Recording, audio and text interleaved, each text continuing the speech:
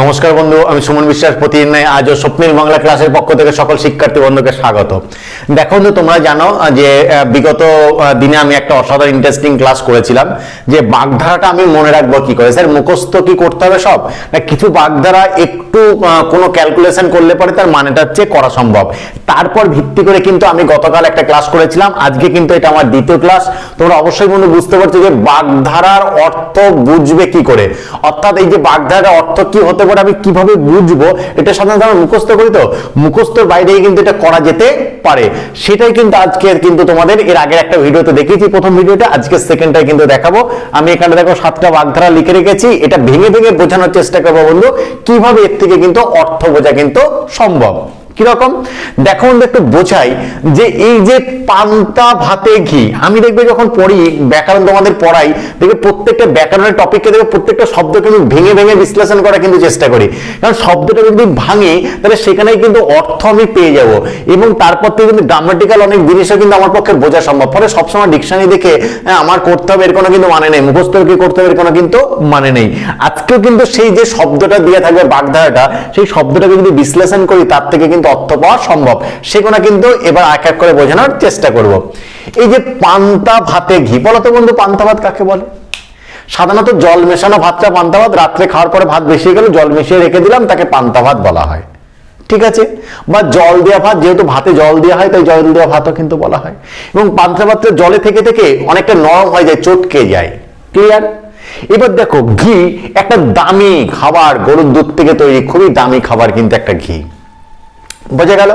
তাহলে পান্তা ভাতে ঘি সাধারণত গরম ভাতে যদি ঘি দিয়ে খাওয়ায় খুব, মানে আমার সাধারণত আলু সিদ্ধের সঙ্গে যদি ঘিটা মাখানো হয় খুব ভালো, অসাধারণ লাগে খেতে। তাহলে এই গরম ভাতের সঙ্গে, গরম ভাতের সিদ্ধ ছানার সঙ্গে কিন্তু ঘিটা যায় এবং অসাধারণ একটা টেস্ট তৈরি হয়। কিন্তু ঘিটা একটা জলে জলে তেলে তেলে ভাব, পান্তা ভাতে জলে পরিপূর্ণ, বা পান্তা ভাতটা বলতে পারো ভাতের মধ্যে মানে যেটা নিম্নমানের দিকে চলে যায় সেটা পান্তা ভাত। ফলে পান্তা ভাতে ঘি দিলে পরে সেটা কিন্তু খাওয়ার যোগ্যতা কিন্তু হারিয়ে যায়, বা পান্তা ভাতের সঙ্গে ঘি অ্যাডজাস্ট হয় না, যায় না। কোথায় গরম ভাতের সঙ্গে খাওয়াতে সুস্বাদু, আর এটাকে এমনিতেই নরম হয়ে আছে ভাতটা জলে চুবিয়ে, আবার ঘিটা দিয়ে আবার জলের সঙ্গে তেল মিশে জলে তলে কখনোই কিন্তু মিশবে না, এমন একটা পজিশন কিন্তু তৈরি হয়। ফলে পান্তা ভাতে ঘি দিলে ঘির মতন একটা মানে একটা দামি খাবার যেখানে 700-800 টাকা কেজি, সেটা কি হয়ে যায়, নষ্ট হয়ে যায়, তার খাদ্য উপাদান হারিয়ে যায়, তার কোয়ালিটি, তার স্বাদটা কিন্তু ঠিকঠাক কাজ করে না, ফলে সেটা কি নষ্ট। ফলে পান্তা ভাতে ঘি অবশ্যই তাহলে বুঝতে পারছি, এটা মানেই বলে দিচ্ছে পান্তা ভাতে ঘি মানে কি, নষ্ট করা, অপব্যয় করা, বাজে খরচ করা। ক্লিয়ার?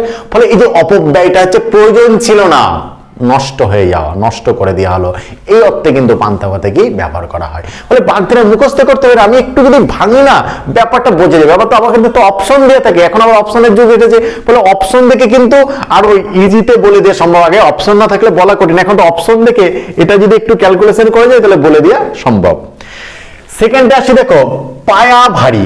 ক্লিয়ার বন্ধু? এই যে পায়া ভারী, পায়া ভারী মানে দেখো পায়া জিনিসটা কি বোঝায়, ধরো এই আমি ধরো এরকম কিছু টানলাম, ঠিক আছে, এই যে সরু সরু যেটা করা হলো, ঠিক আছে, এই টেবিলটা ধরো এটা হচ্ছে পায়া, এই যে সরু সরু যে জিনিসগুলো করা হলো এটা হচ্ছে পায়া।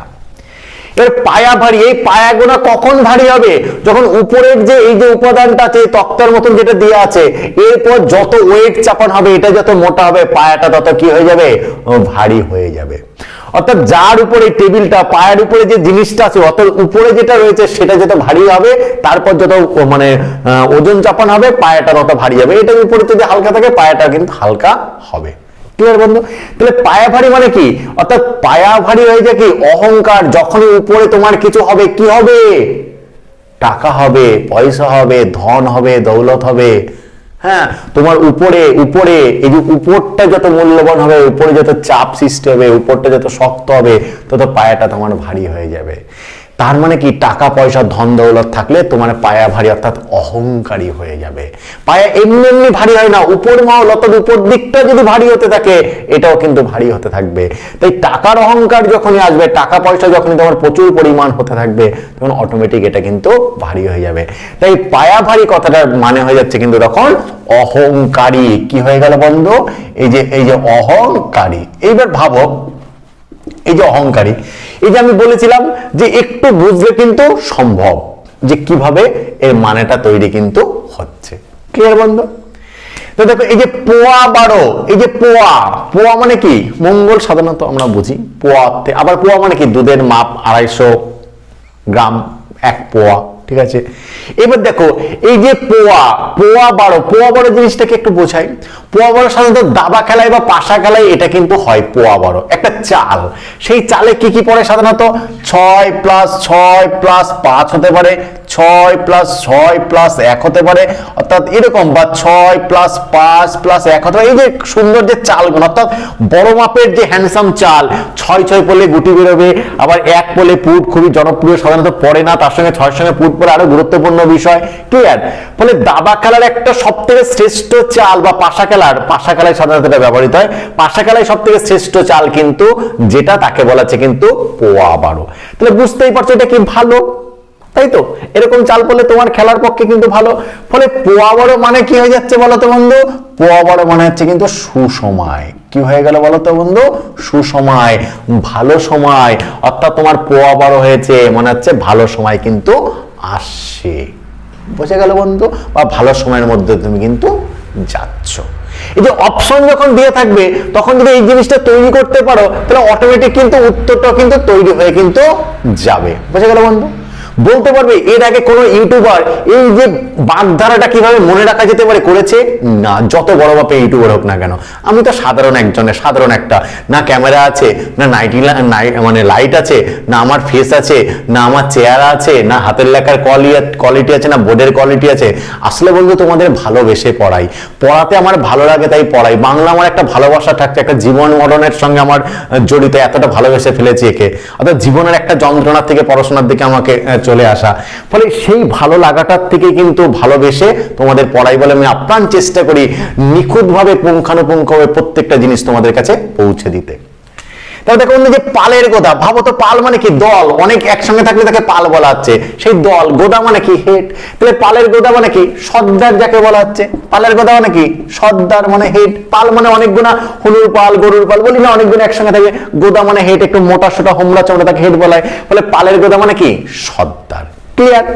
তারপর দেখো এই যে পগার পার মানে কি? পগার মানে জমির সীমা, ধরে এই যে একটা জমি, এর যে সীমা, ঠিক আছে, তাকে বলা হচ্ছে পগার। তাহলে পগার যদি পার হয়ে যায় তাহলে তোমার সীমানার কি হয়ে যাচ্ছে? বাইরে হয়ে যাচ্ছে। তোমার সীমানার বাইরে গেলে তুমি তাকে কিন্তু ধরতে পারছো না। অর্থাৎ যখন তোমার সে ধরা ছোঁয়ার বাইরে চলে যাবে, যখন সে তোমার আয়ত্তের বাইরে চলে যাবে, তখন তাকে বলা হচ্ছে পগার পার, বুঝে গেল বন্ধু? ফলে এই যে আমি যদি মানেটা বুঝি, তাহলে আমার কিন্তু কোনো জিনিস বিশ্লেষণ করতে কোনো অসুবিধা হবে না। তাহলে দেখি যে পিঁপড়ের পেট